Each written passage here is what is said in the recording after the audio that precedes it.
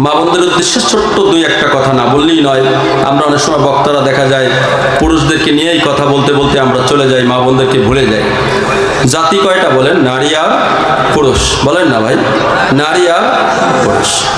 পুরুষরা হাটে ঘাটে মাঠে ময়দানে দাওয়াত দিবে, নারীরাও তার ঘরের ভিতর দাওয়াত দিবে, মাকে দাওয়াত দিবে, খালাকে দাওয়াত দিবে, ফুফুকে দাওয়াত দিবে। মায়ের কোল বাচ্চার সর্বপ্রথম মাদ্রাসা, ওই বাচ্চাটাকে দিনদার বানাবে, মুমিন বানাবে, মুত্তাকি বানাবে, পরহেজগার বানাবে। ওই বাচ্চা যখন দাড়িওয়ালা হবে, টুপিওয়ালা হবে, আলেম হবে, কোনো দিন ওই বাবা মামাকে সে ভুলবে না।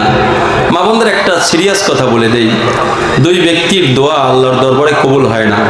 তার ভিতর একজন হলো অবাধ্যকারী স্ত্রী, আর একজন হলো ওই গোলাম যে তার মনিবের থেকে পলায়ন করে। এজন্য আমরা পুরুষরা একটা জায়গায় ধরা, যে কোনো উপায়ে মা বাপকে রাজি খুশি করতে হবে, আর মহিলারা যে কোনো উপায়ে তার স্বামীকে রাজি খুশি করতে হবে। স্বামী যদি নারাজ থাকে, ওই মহিলার ভাগ্যে জাহান্নাম ছাড়া আর কোনো উপায় নাই।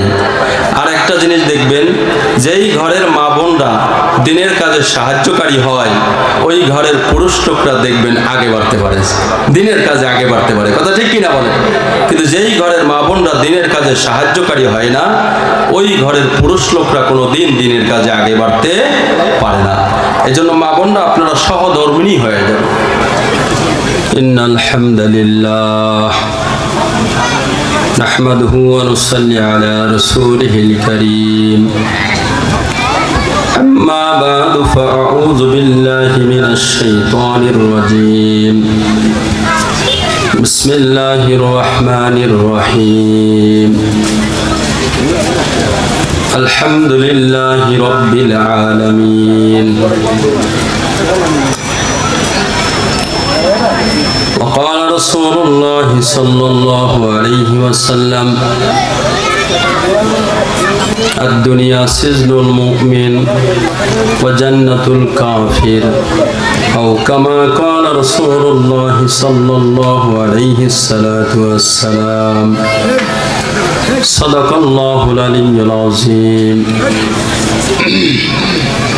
اللهم صل على محمد النبي الأمي وعلى آله وسلم تسليما. صدق الله العلي العظيم. আলহামদুলিল্লাহ, আল্লাহ পাকের শুকরিয়া আদায় করি আমি এবং আপনারা সবাই, যে আল্লাহ পাক আমাদের আশা বসা কিছু কথা বলার সুযোগ করে দিয়েছেন। এই জন্য আমরা দিল থেকে শুকরিয়া আদায় করি, সবাই বলি আলহামদুলিল্লাহ।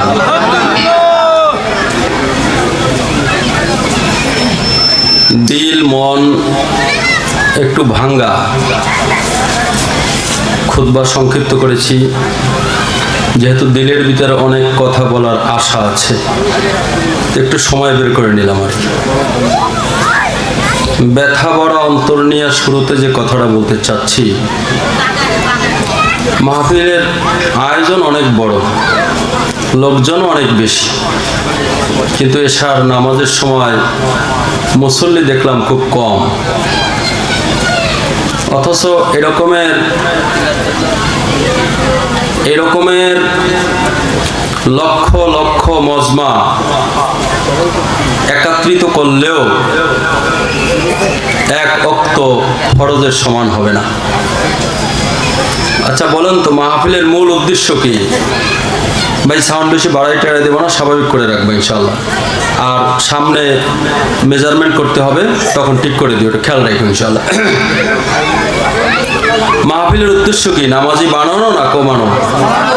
বাড়ানো না কমানো বলেন?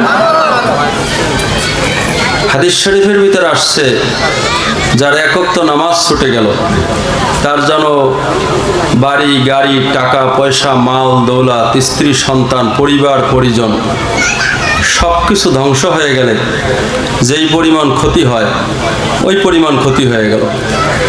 অর্থাৎ কারো যদি বিবি বাচ্চা সব শেষ হয়ে যায়, কি পরিমাণ ক্ষতি হলো বলেন? যার এক ওয়াক্ত নামাজ ছুটে গেল, তার ওই পরিমাণ ক্ষতি হয়ে গেল। হাদিসের ভিতরে আল্লাহ রসুল বলেন, নামাজের ব্যাপারে আল্লাহকে ভয় করো, নামাজের ব্যাপারে আল্লাহকে ভয় করো, নামাজের ব্যাপারে আল্লাহকে ভয় করো। 3 বার বলছে। আর এক হাদিসের ভিতরে আসছে, যার এক ওয়াক্ত নামাজ ছুটে গেল তার নামটা জাহান্নামের গেটের উপর লেখা হয়ে গেল। একটু নাউজুবিল্লাহ বলবেন না?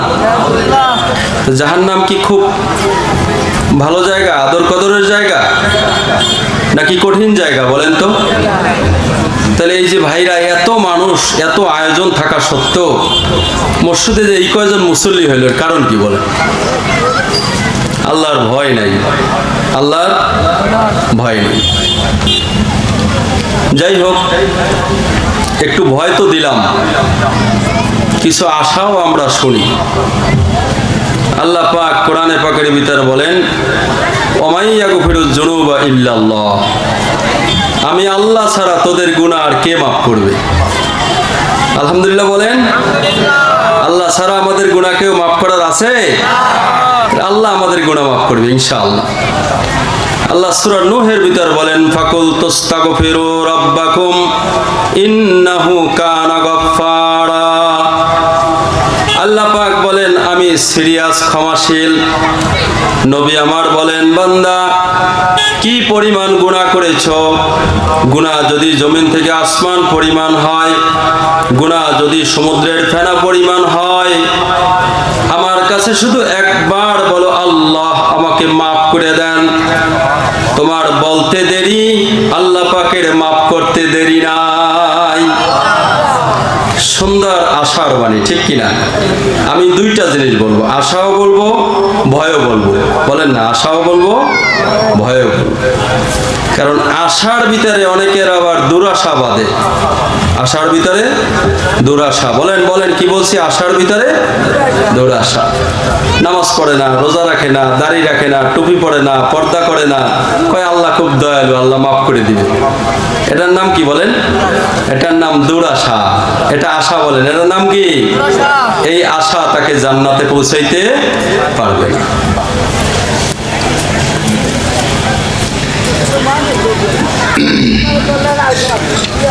তাহলে আমরা সূরা ফাতিহা থেকে একখান আয়াত তেলাওয়াত করেছি। আল্লাহ বলেন, আলহামদুলিল্লাহি রাব্বিল আলামিন। প্রশংসা হবে বহুমাত্রিক জগতের মালিক আল্লাহর। প্রশংসার উপযুক্ত কে বলেন? দুনিয়ার কোন নেতা? এই চোখ কোন নেতা দিছে? এই জবান কোন নেতাই দিছে? এই হাত কোন নেতাই দিছে? এই পা কোন নেতাই দিছে? আপনার আমার যে ফেস ভ্যালু, এটা আল্লাহ পাকের নিয়ামত কিনা বলেন? এই জন্য দিল থেকে শুকরিয়া আদায় করবেন, আলহামদুলিল্লাহ। হ্যাঁ, অনেকে পুলিশের চাকরি হয়, আর্মির চাকরি হয়, সরকারের গোলামি করে, কিন্তু আর একজন সরকার আছে আল্লাহ, তার গোলামি করে না। বলেন, মিথ্যা বললাম নাকি? সরকারের গোলামি করে, কিন্তু আল্লাহর গোলামি করে না। অথচ দেখেন, ওর হাত যদি ঠিক না থাকতো, পা যদি ঠিক না থাকতো, জবান যদি ঠিক না থাকতো, চাকরি হইতো? তাহলে এগুলি কে দিছে? এই আল্লাহর দেয়া আমানতকে সঠিকভাবে ব্যবহার করতে হবে, ঠিক কিনা বলেন? তাহলে আশা করা যায় আল্লাহ আমাকে জান্নাত দিবেন। তো ভাই, ডাক্তার প্রেসক্রিপশন করে রোগীর জন্য, ঠিক না? কোনোদিন কি কোনো রোগী ডাক্তারকে ওই প্রেসক্রিপশন করতে বাধা দিছে?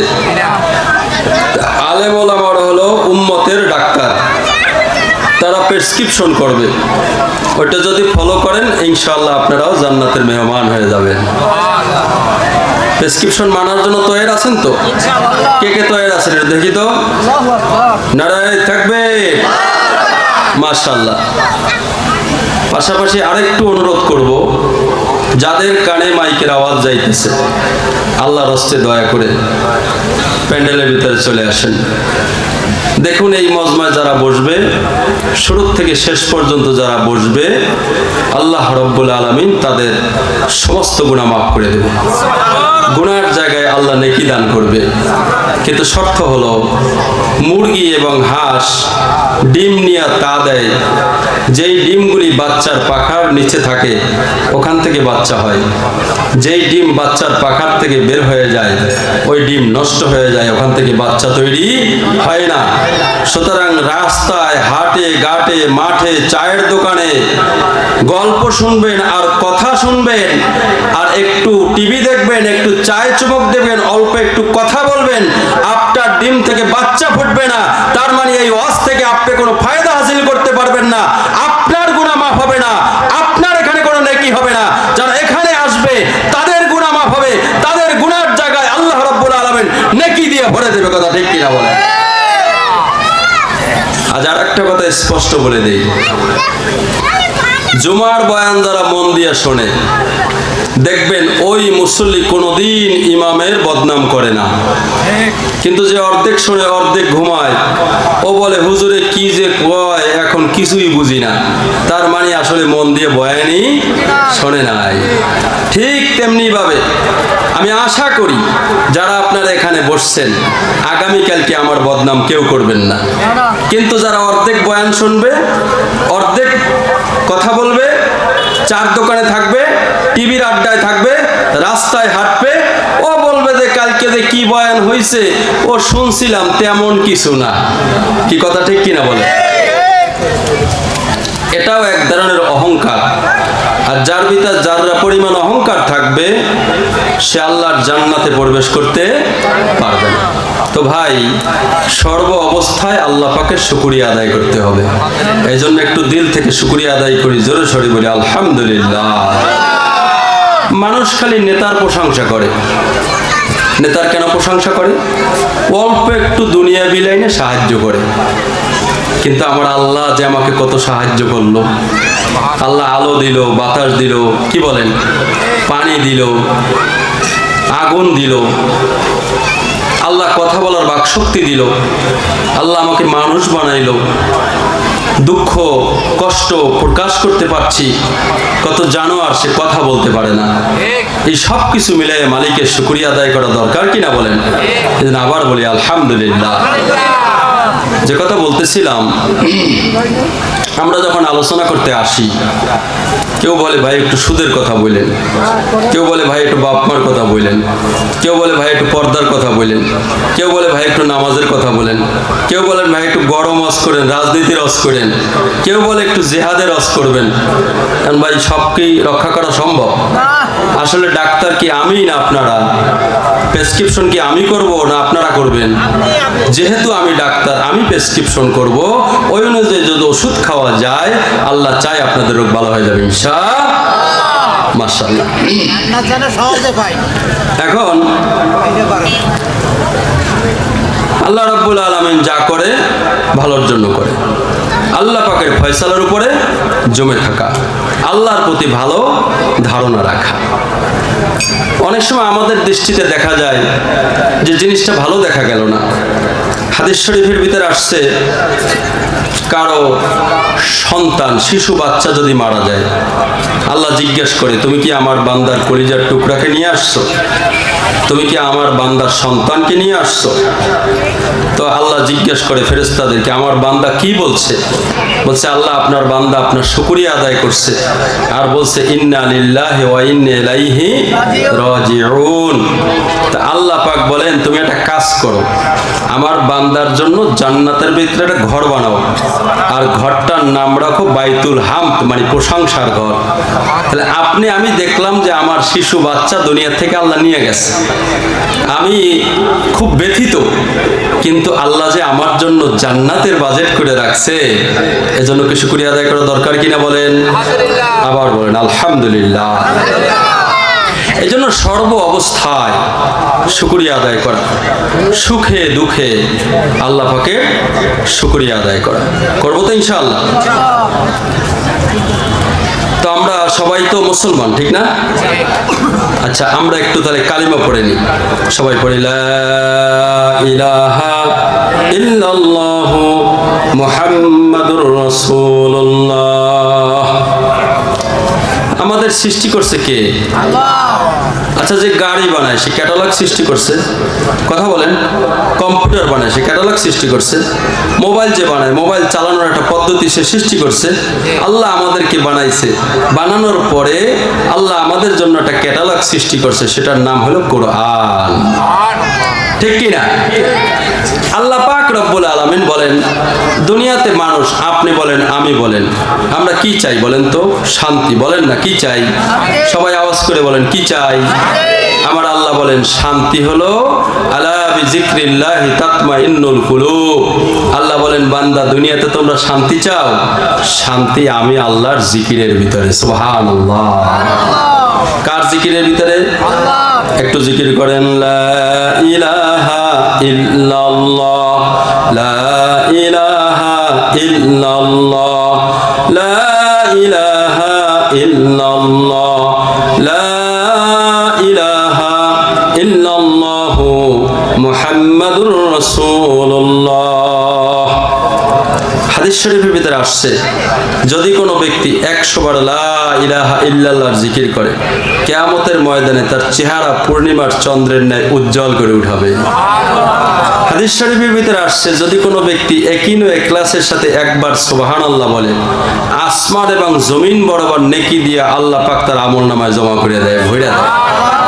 হাদিস শরীফের ভিতরে আসছে যদি কোনো ব্যক্তি একবার সুবহানাল্লাহ বলে, আরবের তেজস্বী ঘোড়া, কোন বর্ণনায় 400 বছর, কোন বর্ণনায় 500 বছর আছে, আরবের তেজস্বী ঘোড়া দৌড়াইতে থাকবে।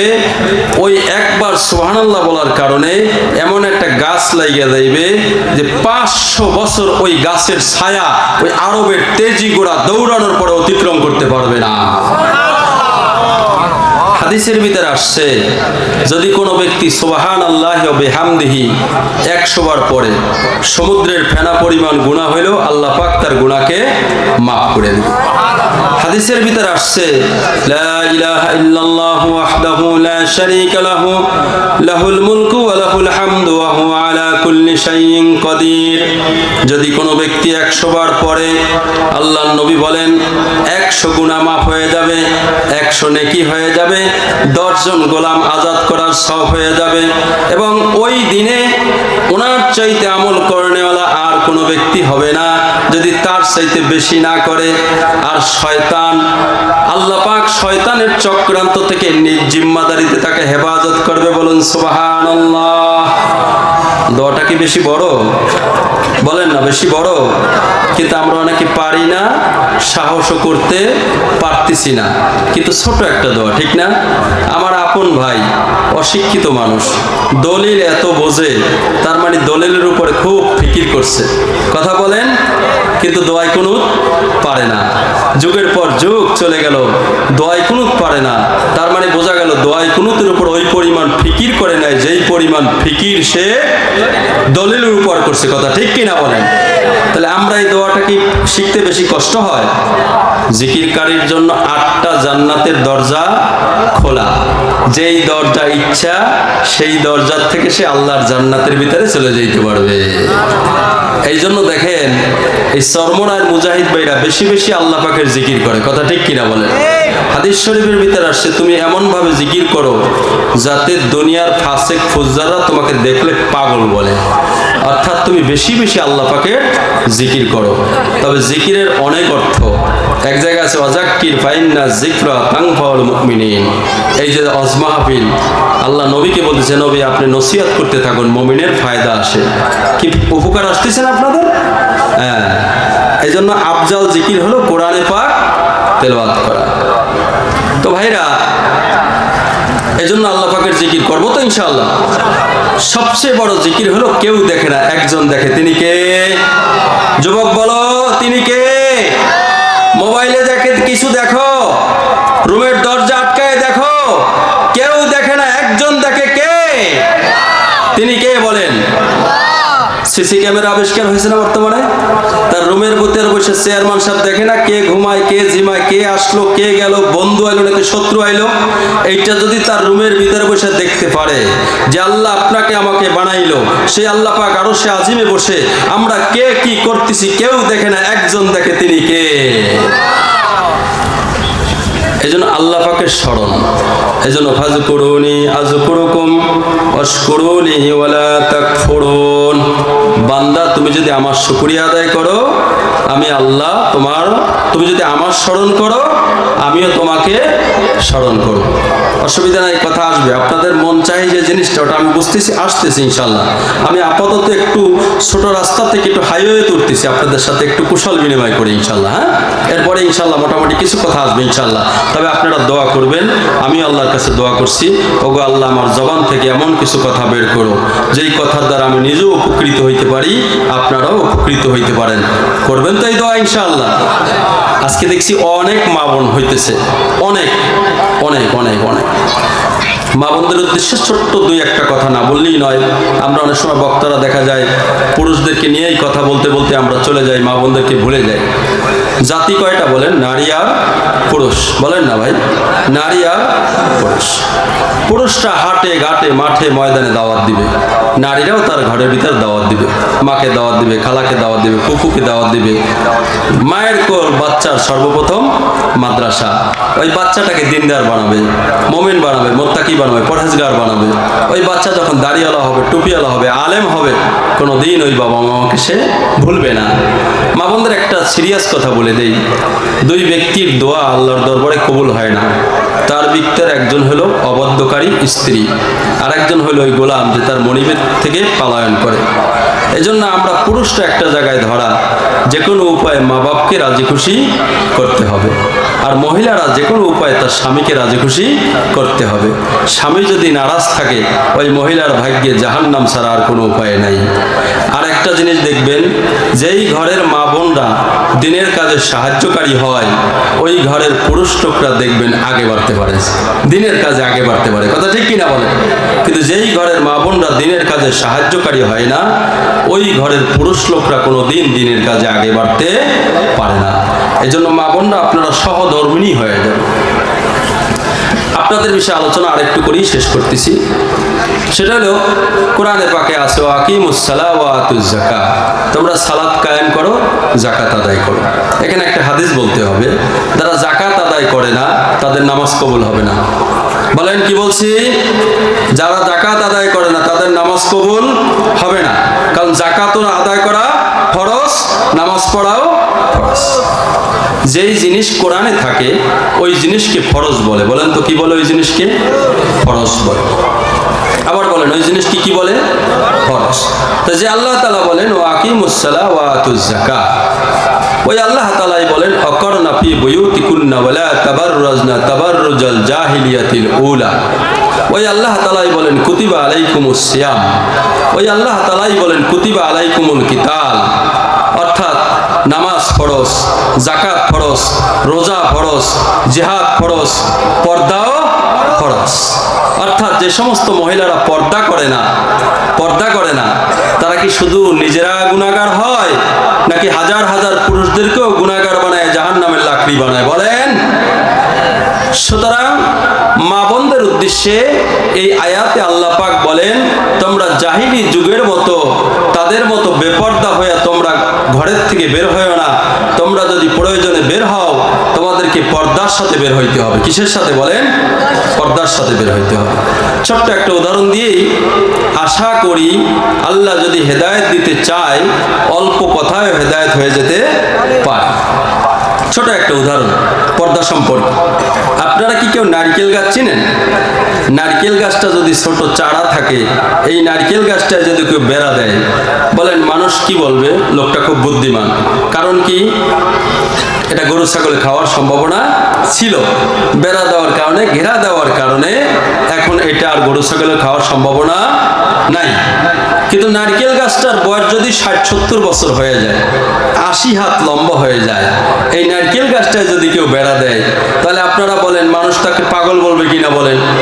ঠিক তেমনি ভাবে একটা মেয়ের বয়স যখন 18 থাকে, 20 থাকে, 22 থাকে, 24 থাকে, 30 থাকে, তখন সে যখন বেপর্দায় চলে, রাস্তার একটা মুসি পর্যন্ত তাকে কুদৃষ্টিতে দেখে। কথা ঠিক কিনা? বলেন।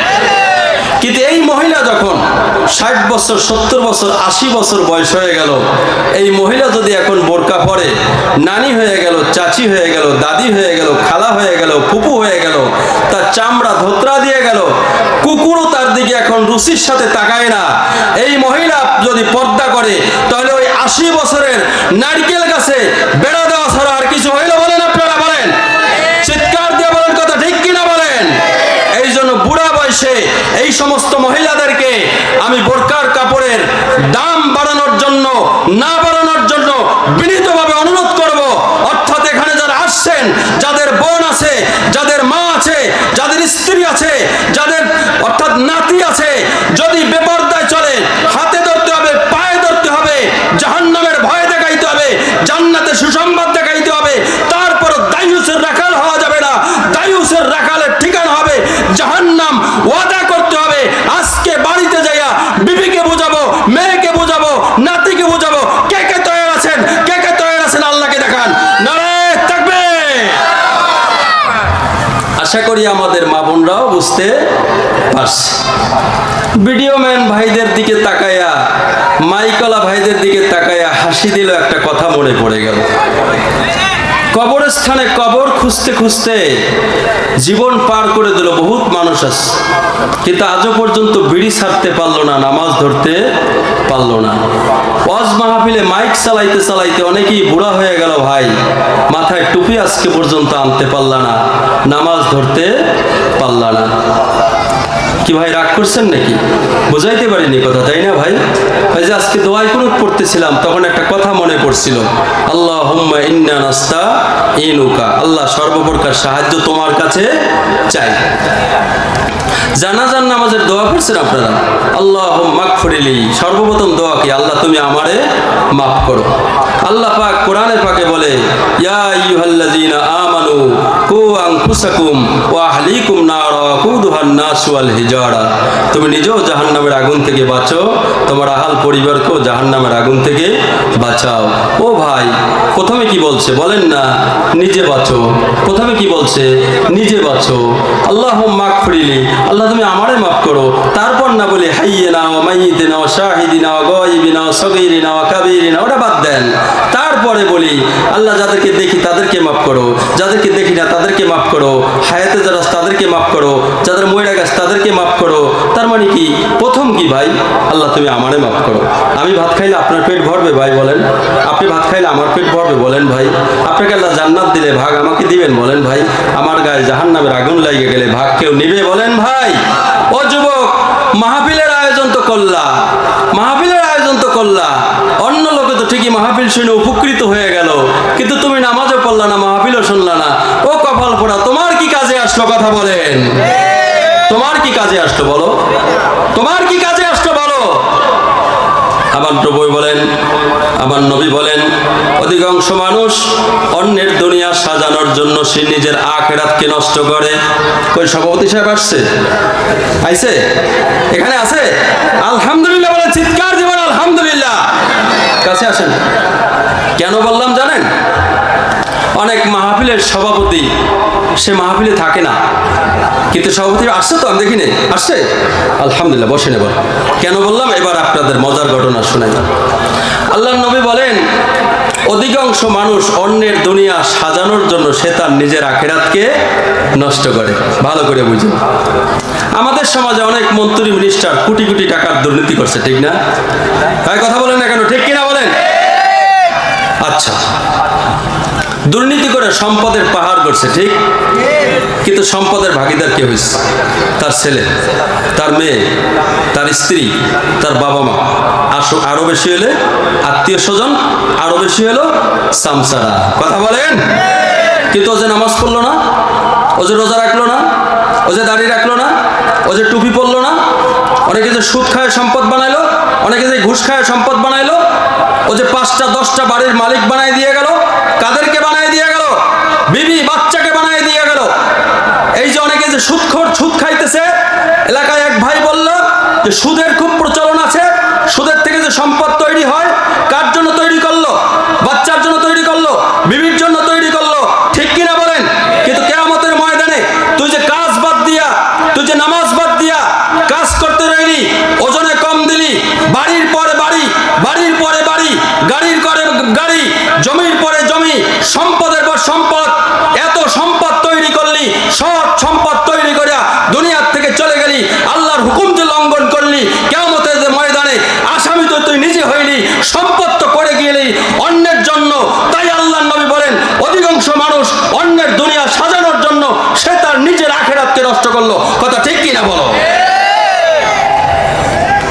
আল্লাহ পাক বলেন ফাইল্লাম তাফালু, আল্লাহ পাক বলেন ফাইল্লাম তাফালু ফাজানু বিহারবিম মিনাল্লাহি ওয়া রাসূলিহি, যারা সুদের সাথে সম্পৃক্ত কিয়ামতের ময়দানে আল্লাহ এবং আল্লাহর রাসূলের সাথে যুদ্ধের জন্য প্রস্তুতি গ্রহণ করো। পারবেন?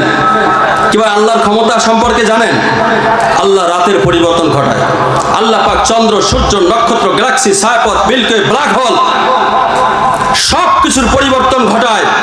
রাতের পরিবর্তন, দিনের পরিবর্তন ঘটায়। সমুদ্রের জোয়ার ভাটির পরিবর্তন ঘটায়। লবণাক্ত পানির ভিতরে অদৃশ্য ফিল্টার দেয়া মিষ্টি পানির ব্যবস্থা আল্লাহই করে। আল্লাহ পাক বলেন লিল্লাহি মা ফিস সামাওয়াতি ওয়াল আরদ, সমস্ত সৃষ্টি জগতের মালিক আমি আল্লাহ। আল্লাহ পাক বলেন কিয়ামতের ময়দানে আমি যখন বিচারের আসনে বসবো, সাত আসমান আর সাত জমিনকে গোটায় এক হাতের ভিতরে নিয়ে নেব। আল্লাহ পাকের পুলিশ, জমিনের পুলিশটা জানো, আল্লাহ পাকের পুলিশের ক্ষমতা হলো এরকমের ক্ষমতা, লূত পয়গম্বরের জমিনকে আসমানে উঠায়া জমিনের উপরে আছাড় মেরে ফেলে দিয়েছিল। অর্থাৎ এই আল্লাহ পাকের সাথে কোন মানুষ কি কিয়ামতের ময়দানে যুদ্ধে শামিল হইতে পারবে বলেন?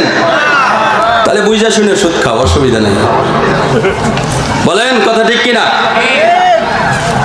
আবার একটু পড়ি লা ইলাহা ইল্লাল্লাহু মুহাম্মাদুর রাসূলুল্লাহ।